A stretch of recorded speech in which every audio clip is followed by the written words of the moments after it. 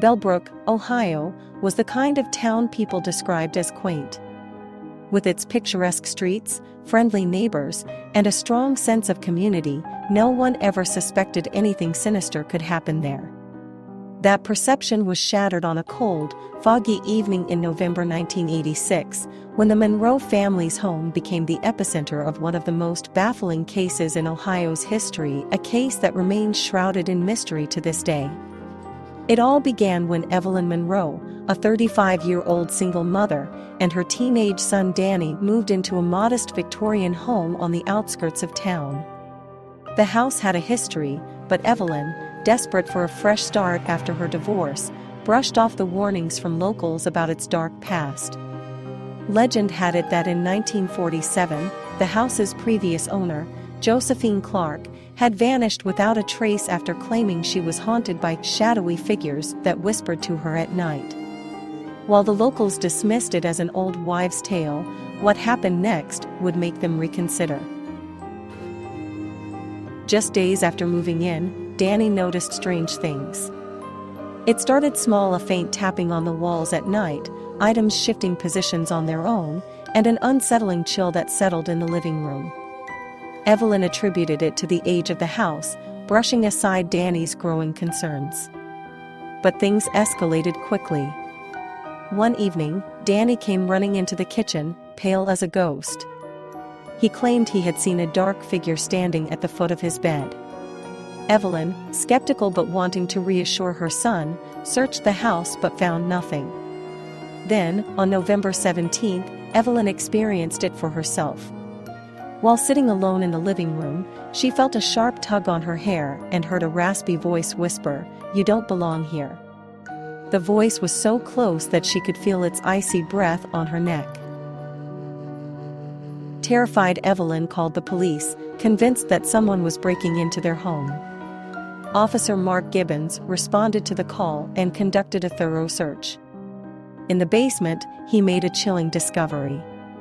Buried beneath the dirt floor were human remains later identified as Josephine Clarke, the woman who had disappeared decades earlier. The medical examiner determined Josephine had been strangled, but her body showed signs of defensive wounds, suggesting she had fought back fiercely against her attacker. The most disturbing detail?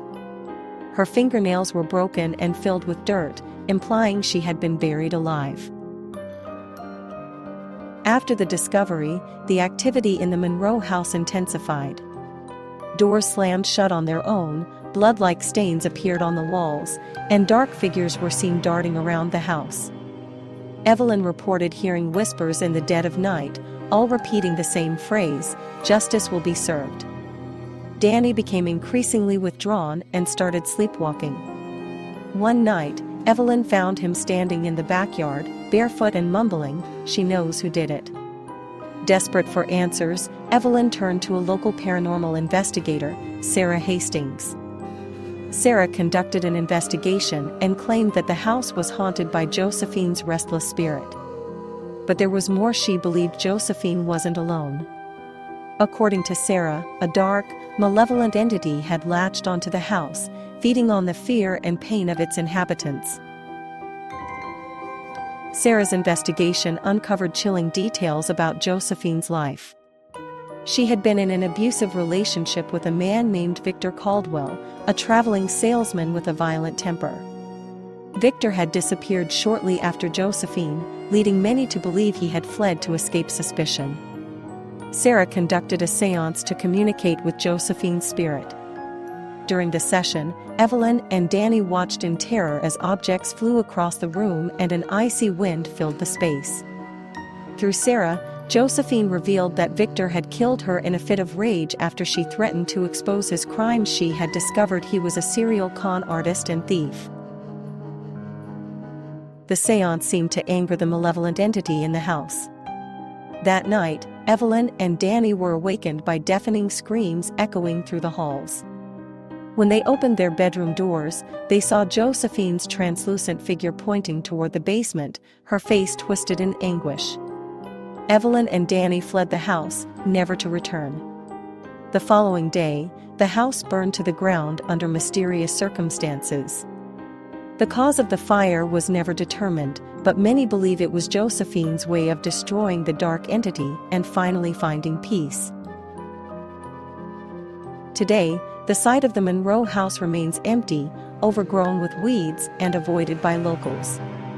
People still claim to see shadowy figures lingering near the property and hear faint whispers carried on the wind. The case of Josephine Clarke's murder was never officially solved, and Victor Caldwell was never found.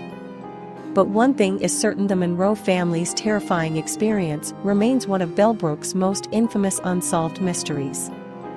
If this chilling tale left you with goosebumps, make sure to give this video a thumbs up and subscribe to the channel for more spine-tingling stories. Don't forget to hit the notification bell so you never miss an update.